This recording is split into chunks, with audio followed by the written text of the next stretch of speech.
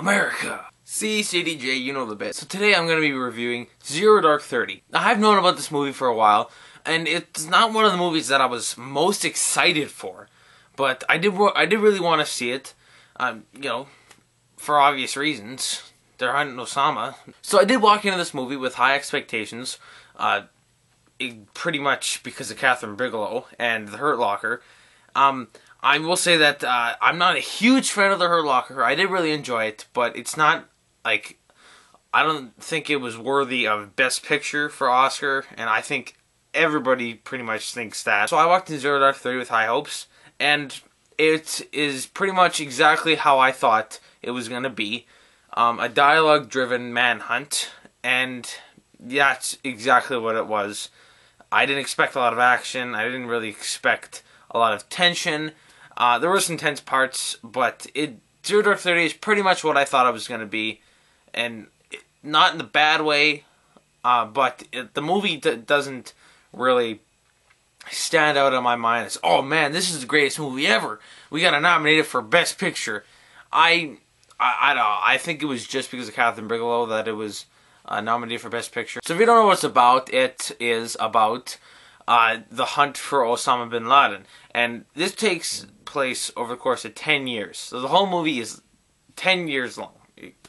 And it skips over a lot of time, I found.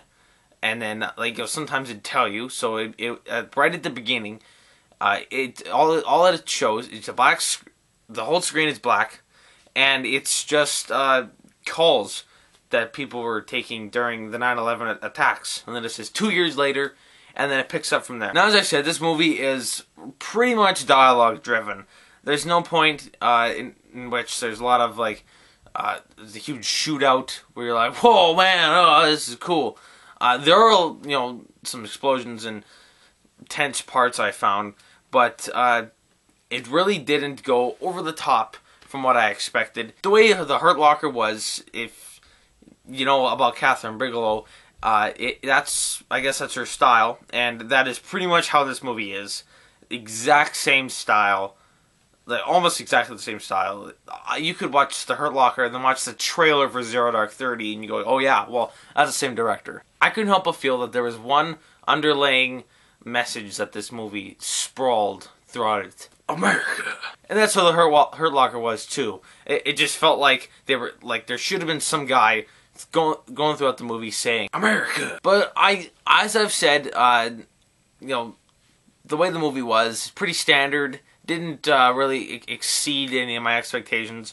I did enjoy the movie though. Don't get me wrong. It is a good movie, but it doesn't really stand out to me. It wasn't very stylistic. Even though Kathryn Bigelow, her style is pretty standard compared to some other things. I don't really like to say this a lot, and some movies are like this, but I don't really like to say it that often. But man, a lot of this movie was really boring, and it's a long movie, so I understand that they can't constantly have stuff going on, but I don't know. It was boring at times. As an audience member, really, I couldn't really connect with any of the characters. None of the characters was like, oh yeah, well, I know what they're going through. But I'll get into the performances now, starting with Jessica Chastain. I do like her. I think she's a really great actress. She was great in Lawless. I can't think of any other movies right now. But I did like Jessica Chastain in this. She's very good. I think this is actually her best role. Just for the character she was. She played it well.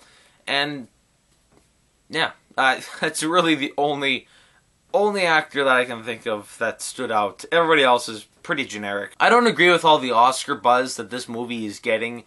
It's got Oscar sprawled all over the place. Best Picture, Best Director. I don't agree with any of that. I don't know if it doesn't really stand out as a very special movie to me. But I think it's mainly because the message is America. And I found that throughout the movie, they were chasing this one character that could lead them to Osama, and next oh yeah, we know where he is. Well, what? I didn't understand that. Maybe I missed that part. Maybe they did explain how they found his house, But I don't know. And personally, what I think actually would have been a good idea was to just cut out everything before the assault on the compound and just have the assault on the compound as a short film. Like it's a 25-minute long climax when they go to Osama's house, and I think that would just work fine as a short film. They could cut out everything else, and it would work perfectly. I think I might even enjoy that a bit more. So overall, I did enjoy this movie. Don't get me wrong. I did enjoy Zero Dark 30. Great performances throughout, even though some of them are pretty generic people. But it is a great movie. The directing is good, the editing is good, the dialogue is okay. I know some people are really head over heels for it, like, you know, because of all the Oscar buzz.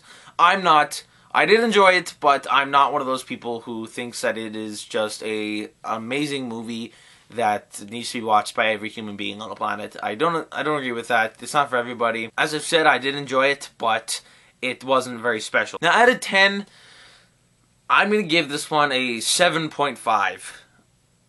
Because it really, like, it wasn't very special to me. It didn't stand out among the movies that I've seen. Okay, so let me know what you think about Zero Dark 30 if you have seen it. Let me know if you had any of the expectations that I did. Just let me know anything you think about Zero Dark 30. And that's about it.